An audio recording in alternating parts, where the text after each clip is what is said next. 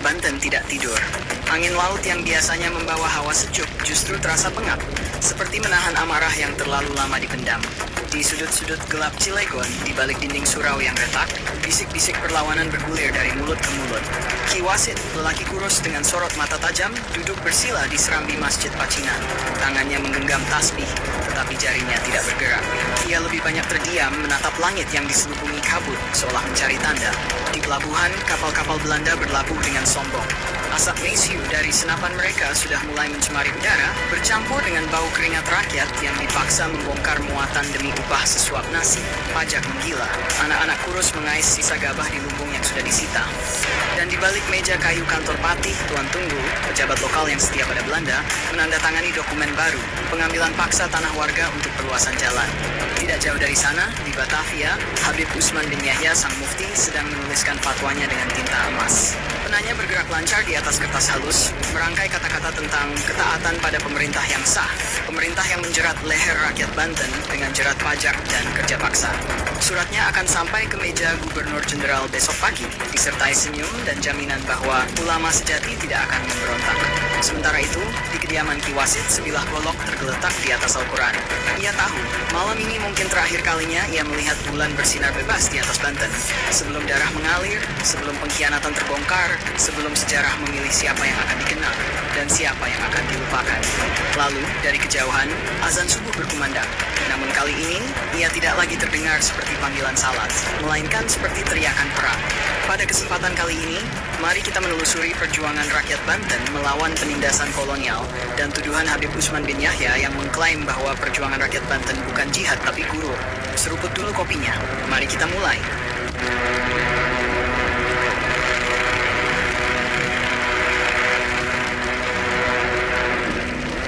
Masuk ke bagian latar belakang perlawanan rakyat Banten. Kabut kemarau menyelimuti Banten selama bertahun-tahun. Tanah retak, sawah mengering, dan ladang-ladang yang dulu menghijau berubah menjadi hamparan debu.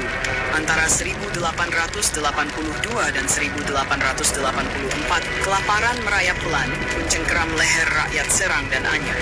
Lalu datanglah wabah sampar, membunuh ternak-ternak yang selama ini menjadi tulang punggung petani, sapi, kerbau, kambing. Semua mati bergelimpangan. Pemerintah kolonial hanya mengirim satu perintah, bunuh semua ternak, yang sakit maupun yang sehat. Rakyat hanya bisa mematuhi, meski hati mereka hancur. Binatang-binatang itu bukan sekedar harta, mereka adalah teman yang setia membajak sawah, menghela gerobak, menemani anak-anak menggembala. Kini, bangkainya membusuk di mana-mana, terlalu banyak untuk dikubur. Bau kematian memenuhi udara, mengundang penyakit baru. Lebih dari 120.000 orang jatuh sakit, 40.000 diantaranya tak lagi bangun. Dan ketika penderitaan itu belum usai, langit tiba-tiba bergemuruh. 1883, Gunung Krakatau meletus. Gelombang setinggi 30 meter menyapu Anyer, Merak, dan Caringin, menelan lebih dari 22.000 jiwa dalam sekejap. Laut yang dulu memberi kehidupan kini menjadi kuburan massal. Namun, Belanda tak peduli. Di tengah tangisan yang belum kering, mereka justru memperkenalkan sistem pajak baru. Pajak tanah, pajak perdagangan, pajak perahu, bahkan pajak jiwa. Jumlahnya tak masuk akal. Mustahil dibayar oleh rakyat yang separuh hidupnya sudah terkubur. Para petugas pajak pun curang, memeras lebih dari yang seharusnya. Di tengah keputusasaan, sebagian warga mulai menggantungkan harapan pada hal-hal mistis. Mereka memberi sesajen di bawah pohon kepuh besar yang dikeramatkan, berdoa agar bencana segera berakhir. Tapi Ki Wasit tidak sudi melihat kemusyrikan merajalela. Dengan sebilah kapak, ia menebang pohon itu hingga tumbang. Mungkin dalam benak Ki Wasit, ribuan doa yang dipanjatkan hanya menjadi uap yang tidak bermakna jika sistem yang zalim masih berdiri tegak dengan kesombongannya. Akibatnya, ia digiring ke pengadilan kolonial, didenda, dihina. Rakyat semakin geram ketika menara musola di Jombang Tengah dirubuhkan atas perintah asisten residen Goebbels. Alasan mereka, azan mengganggu ketenangan. Api kemarahan yang lama dipendam akhirnya menyala. Geger Cilegon 1888 bukan sekadar pemberontakan. Itu adalah jeritan terakhir rakyat yang sudah tak punya apa-apa lagi untuk diserahkan, kecuali nyawa mereka sendiri. Februari 1888. Di balik tembok-tembok surau yang sunyi, di tengah malam yang diselimuti kabut, para ulama berkumpul. Ki Wasit, Haji Marjuki, Haji Tubagus Ismail, dan yang lainnya. Wajah-wajah keras yang diterangi lampu minyak, suara mereka berbisik lirih seperti angin yang membawa pesan rahasia. Mereka membicarakan senjata, pembagian tugas, dan bagaimana menggerakkan massa. Setiap kata yang terucap adalah bara yang siap membakar Banten. Pertemuan demi pertemuan berlanjut, selalu berpindah tempat, selalu di bawah ancaman mata-mata Belanda. 7 Juli 1888, di rumah Haji Ahia di Jombang Wetan. Mereka berkumpul lagi, kali ini dengan kedok kenduri besar. Para kiai datang satu persatu, berpura-pura menyantuk hidangan, padahal yang mereka kunyah adalah rencana pemberontakan. Setelah tengah malam, ketika langit gelap tak berbulan, mereka berpindah ke rumah Haji Iskak. Di sana, Ki Wasit menatap tajam ke setiap mata yang hadir, lalu berkata, "Besok 9 Juli, kita mulai." Keesokan harinya 8 Juli, langit Banten bergemuruh, bukan oleh petir, tapi oleh teriakan takbir yang mengguncang tanah. Ratusan orang berarak dari Jombang Wetan, mengenakan kain putih, tangan mereka menggenggam pedang dan tombak. Cahaya obor menerangi wajah-wajah yang penuh tekad. Mereka bergerak seperti sungai yang meluap, mengalir menuju rumah Haji Tubagus Kusen, penghulu Cilegon yang diam-diam mendukung mereka. Malam itu di Saneja, markas terakhir sebelum serangan, Ki Wasit berdiri di depan barisan pejuang. Suaranya pecah oleh emosi. "Jika besok kita mati, biarlah darah kita menjadi tanda bahwa Banten tak pernah tunduk." 9 Juli 1888, Senin malam, Cilegon terbangun oleh teriakan dan dentuman. Haji Tubagus Ismail menyerbu dari selatan, sementara Ki Wasit dan pasukannya menghujam dari utara. Mereka bagai badai, menyerbu penjara, membebaskan tahanan, menghancurkan kantor pati, dan mengobrak-abrik rumah asisten residen. Di tengah kekacauan itu, Henry Francois Dumas, sang juru tulis, tewas di ujung Klewang. Raden Purwadiningrat, Johan Goebbels, Mas Kramadireja, Ulri Baschet, semua yang selama ini menjadi tangan besi Belanda, roboh satu persatu. Darah mengalir di jalan-jalan Cilegon, tapi kali ini bukan darah rakyat kecil. Namun, seorang pembantu rumah Goebbels berhasil lolos, membawa kabar ke Serang. Sebelum fajar menyingsing, Letnan Barthelemy sudah bergerak dengan 40 serdadu bersenjata lengkap.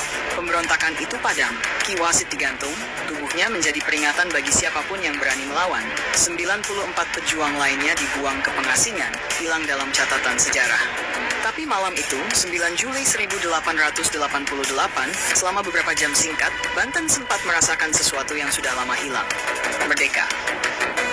2 tahun setelah darah kering di tanah Cilegon, ketika jeruji besi telah mengurung sisa-sisa pejuang Banten di pengasingan, Habib Usman bin Yahya duduk tenang di ruang kerjanya yang lapang di Batavia. Kertas-kertas halus, tinta emas, dan pena bagus berjejak di mejanya. Alat-alat yang ia gunakan bukan untuk menulis doa, tapi fatwa yang mengubur perlawanan. Di tangan kanannya tergenggam buku barunya, Minhajul Istiqomah Fid Din Bis Salamah. Judulnya indah, jalan lurus menuju keselamatan. Tapi di halaman-halaman dalamnya terselip pisau. Usman bin Yahya menuliskan, "Maka dari ini diketahui bahwa perbuatan bikin rusuh negeri sebagaimana yang telah jadi di Cilegon, Banten, dan yang dahulu di Bekasi, sekalian itu batil, bukannya jihad." Kata-kata itu ia tebarkan ke seluruh Hindia Belanda, dibawa oleh para penghulu yang setia pada Belanda, dibacakan di masjid-masjid yang diawasi rezim. Batil, seolah perlawanan Ki Wasit dan kiai-kiai Banten adalah dosa, bukan jihad. Seolah darah mereka yang tumpah di jalanan Cilegon najis, bukan syahid. Sementara itu di penjara-penjara kolonial, para tahanan yang selamat dari geger Cilegon mendengar kabar itu. Haji Tubagus Kusen, yang pernah menyembunyikan para pemberontak di rumahnya, menggigit bibir sampai berdarah. "Kami dihukum Belanda, lalu dihukum lagi oleh saudara sendiri," bisiknya. Di Batavia, Habib Usman mungkin tersenyum puas. Bukunya dicetak ribuan eksemplar, dibiayai oleh dana pembangunan agama dari kantor Gubernur Jenderal. Ia bahkan dapat bintang jasa, Orde van Oranje Nassau, untuk pengabdian pada perdamaian. Tapi di sudut-sudut gelap Banten, di antara reruntuhan rumah yang dibakar Marsose, orang masih berbisik. Fatwanya lurus, tapi jalannya bengkok.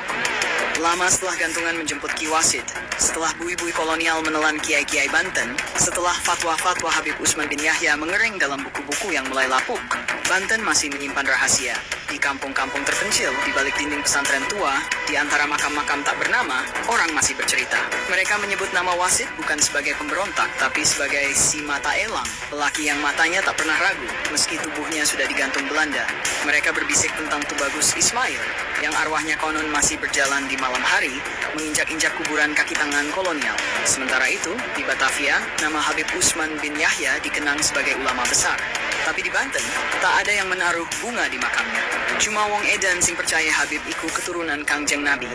Pada suatu malam, ketika Laut Banten bergolak dan angin berbisik dari arah Selat Sunda, orang-orang tua duduk melingkar di bawah pohon kersen. Seorang cucu bertanya, "Yai, kenapa kita tak boleh melawan sekarang?" Sang kakek mengulum senyum getir, lalu menjawab dengan suara parau, "Kita bukan tak boleh melawan, Teng. Kita hanya menunggu waktu yang tepat. Seperti dulu, seperti yang diajarkan Ki Wasit. Kita bukan melawan Belanda, kita melawan kezaliman.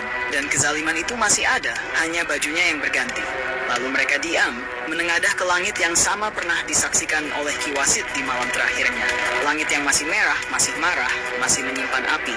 Banten mungkin kalah, tapi tak pernah tunduk. Atur nuhun sekabehane, lamun wenten kekurangan, tulung ampurane. Napek boten kelingan, kopi neti seruput kerihin. Laskar sabilillah, pecinta wali songo dan para anbiya, pewaris peradaban Islam di Nusantara, hingga berkibar bangsa Indonesia.